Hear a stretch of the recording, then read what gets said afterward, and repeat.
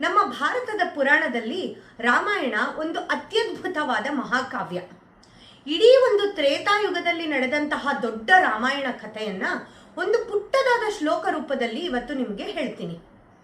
ಆದೌ ರಾಮ ತಪೋವನಾದಿಗಮನಂ ಹತ್ವಾ ಮೃಗ ಕಾಂಚನಂ ವೈದೇಹಿ ಅಪಹರಣಂ ಜಟಾಯು ಮರಣಂ ಸುಗ್ರೀವ ಸಂಭಾಷಣಂ ವಾಲಿ ನಿಗ್ರಹಣಂ ಸಮುದ್ರ ತರಣಂ ಲಂಕಾಪುರಿ ದಹನಂ ಪಶ್ಚಾದ್ ರಾವಣ ಕುಂಭಕರ್ಣಾಧಿಪತನಂ ಏತದ್ವಿ ರಾಮಾಯಣಂ.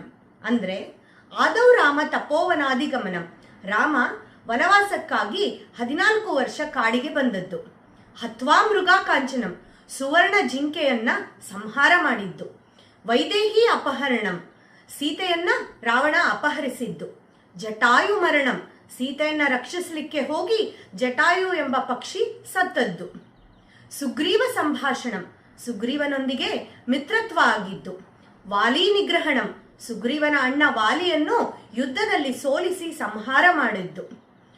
ಸಮುದ್ರ ತರಣಂ, ಸಮುದ್ರವನ್ನು ದಾಟಿದ್ದು. ಲಂಕಾಪುರಿ ದಹನಂ, ಲಂಕಾ ಪಟ್ಟಣವನ್ನು ದಹನ ಮಾಡಿದ್ದು. ಪಶ್ಚಾತ್ ರಾವಣ ಕುಂಭಕರ್ಣಾಧಿಪತನಂ, ಯುದ್ಧದಲ್ಲಿ ರಾವಣ ಕುಂಭಕರ್ಣ ಇವರುಗಳನ್ನು ಸೋಲಿಸಿ ಸಂಹಾರ ಮಾಡಿದ್ದು. ಏತದ್ವಿ ರಾಮಾಯಣಂ, ಇದೇ ರಾಮಾಯಣ. ಇನ್ನೊಮ್ಮೆ ಶ್ಲೋಕ ಹೇಳ್ತೀನಿ.